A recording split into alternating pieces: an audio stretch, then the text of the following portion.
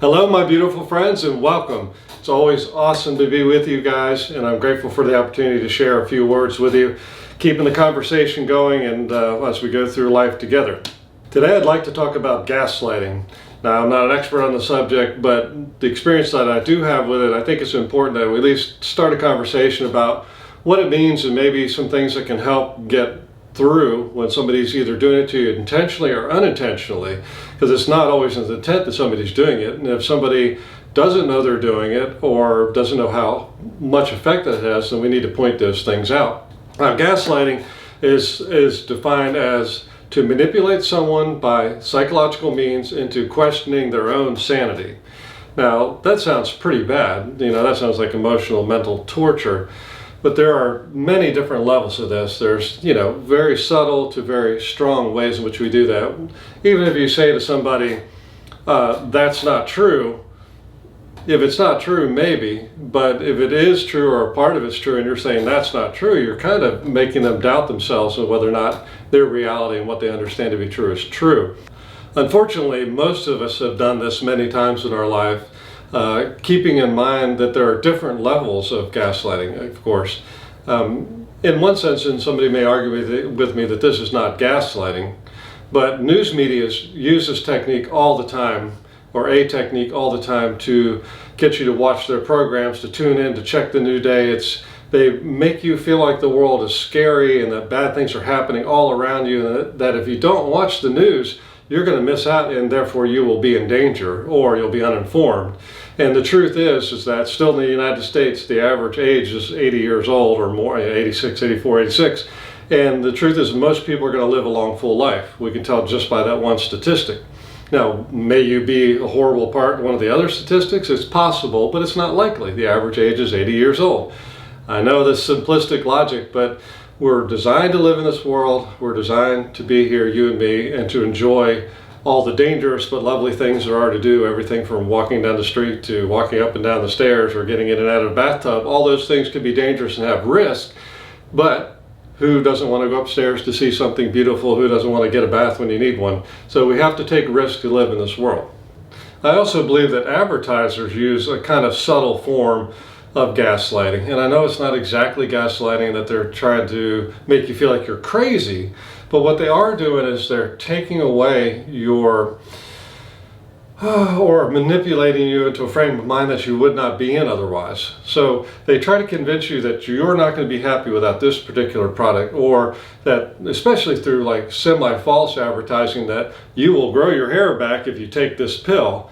Well, I can guarantee you nothing is growing my hair back, at least not that they figured out yet, at least not significantly.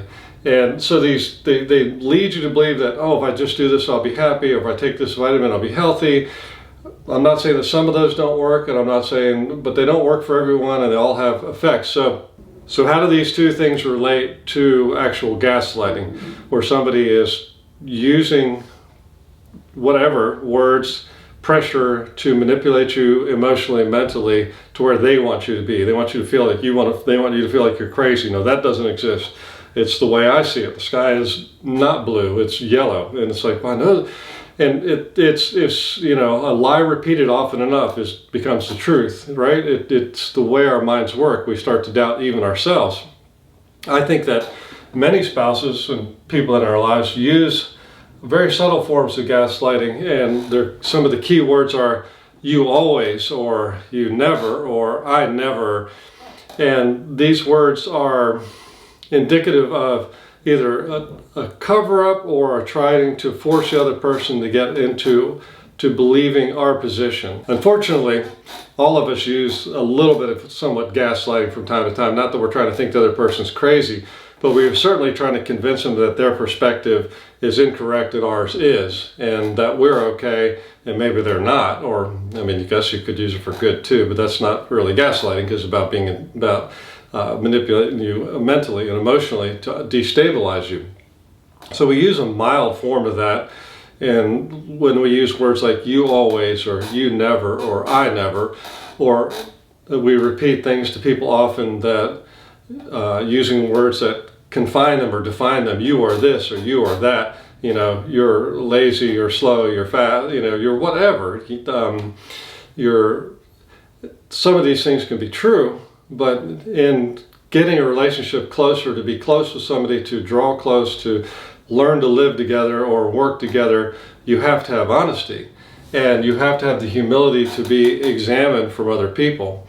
And so if somebody wants to say something like, you are always, instead of saying you are always, I feel like you are always, or I feel like this is the way it is, and you give them a chance to respond to that and to express their opinion.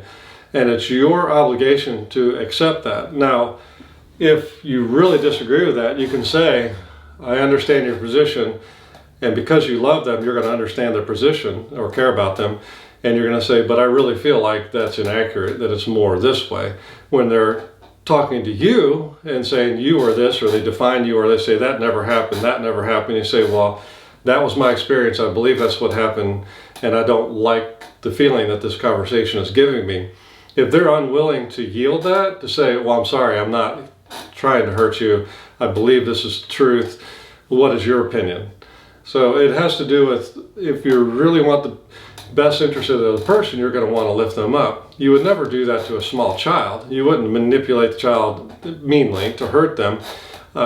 You want to build them up. If their feelings get hurt, you go, oh, I mean, how can I help you? What can I do to make you feel better? You know, you give them almost anything they want to make them feel better, because they'll start crying if you don't. One of the reasons we use this deflection technique of gaslighting, or mild gaslighting, is that we are afraid ourselves of something that's within us. We're afraid to be wrong about something, and we don't like conflict or whatever. I really dislike conflict. But living in this world, you can't help but getting into conflict, even with people that you probably would like in other realms. You know, I have friends that are different sizes, the political system, and have different beliefs regarding lifestyle or whatever. And yet I know those are good, decent people, and they're friends of mine. But that doesn't mean we necessarily agree on everything. So live and let live. Allow, one of the things that I said many years ago, the world's a big world, God's a big God, and there are many ways to serve Him. Part of these conflicts come from insecurity. So if somebody says something that scares them inside, that they're going to find out that I'm not loved, I mean, that's the end process, or I'm no good, or I'm not smart, or I can't take care of my family because I'm low on money. Whatever those feelings are up inside of you, they tend to make you either want to draw inside or they want to lash out. So if somebody says something like, you know, you're not a good provider, and you say, well, what about you? You wasted all this money on this, that, and the other. Well, those are how arguments get started. But when you have one person that's very dominant, and they insist on this over and over again, no, you're bad this way, you're bad this way, you're no good, you continually do this, and you're causing this, and you know in your heart and your mind that, yeah, I do make mistakes, and I've done similar little things before, but that's not who I am. Who I am is this, this, this, and this. If a person is going after the dark side of you, trying to amplify it rather than bring the good side out, then you're in trouble. If you're in this place where somebody seems to be gaslighting you, accusing you of something, defining you, keeping you from being who you are, you feel threatened by it. You know instinctively, our minds and our bodies are so attuned. We're like deers in a field. We know when somebody's coming after us. If you have this conversation, you feel like it's not working, it could be you and some insecurities, or it really could be the other person. And if you're afraid or have any hesitancy, you really need to get a good, neutral, professional third party involved, because they're able to look at it neutrally. They're not emotionally involved, and they can help figure out what is going on. And hopefully both people want to be decent human beings and will do the work that it takes to get along and to not harm the other person in strong conversations. I can never overemphasize enough the need for honesty in all relationships, and brutal honesty. Whenever you have conflict and somebody brings something up, you examine yourself to see what your intentions really were at the time. And you know, you have to be honest about it. You have to communicate with the other person. If you're insecure and you're afraid of losing something, so therefore you're going to do everything it takes to keep it, whether it's harming the other person or not, you're going to be in control. That's not good. When you feel threatened by somebody, or you feel like gaslighting, point it out. Say, I really feel like you're being unfair, and I would use the word maybe even gaslighting. I feel like I'm being slightly gaslit here. Telling somebody when they come at you a little bit of gaslighting, saying that your approach right now, saying those things to me makes me feel uncomfortable, scared, sad, angry, whatever it is. And I would appreciate it if you would rephrase that in a way that's not accusatory or in opposition to my personal views, because I view the world the way I view it. I'm comfortable with who I am. I like who I am, relatively speaking, and I don't like the way this conversation is making me feel. If they're unwilling to do this, you have a problem. The fear of loss should not get in the way of growth. A lot of times people will stay in difficult relationships, bad relationships, or relationships where the people really are not meant to be together, but what they have is good enough to keep them from looking for something that might be better. I'm not saying another person, even in that relationship.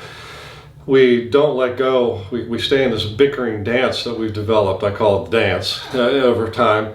And maybe one person in a relationship is extremely jealous. I don't like you being with other men or other women, whatever. And your response is, well, I don't have any feelings and I'm going to do it anyway. Well, their insecurity is causing problems, right?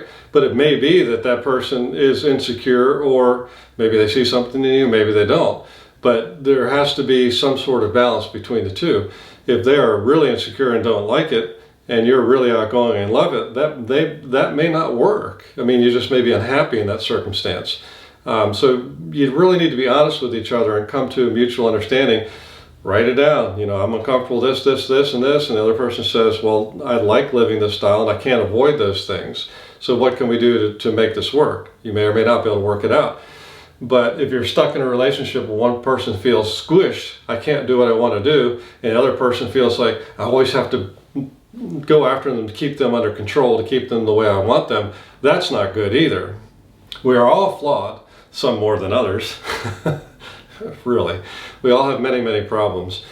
But I think the answer to many of these things is honesty. If you're with somebody that is deviously manipulating you on a long-term basis, that's a big problem. You need to get help. You need to have a support system to get through that and over that. That's very bad. Sorry, this video is a little bit of a downer, but I would just say, to kind of bring it back up a little bit again, if you're honest with each other and really come together, your future will be better than not being honest. It may be a little rough at first, and you may have a day or two of roughness, like your partner says something that offends you and you want to ignore it. No, I'm just not going to think about it. And then they do it again a month later, and well, I don't want to think about it because it bothers me. Oh, they did that again, that bothers me.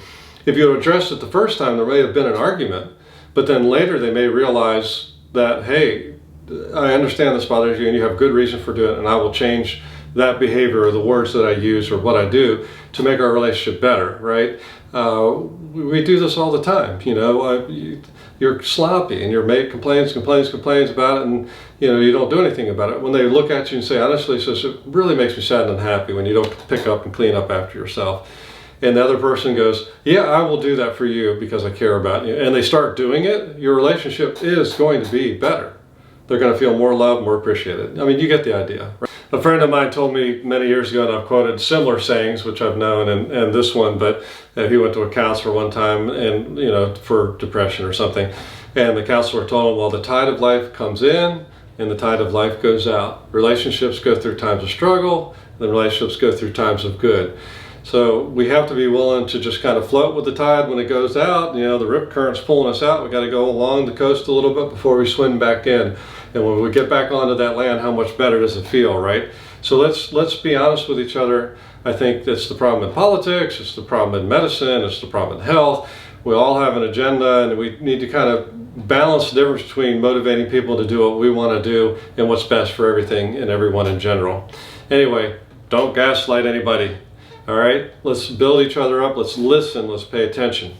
All right, all the love, all the power. Look forward to seeing you soon. Bye.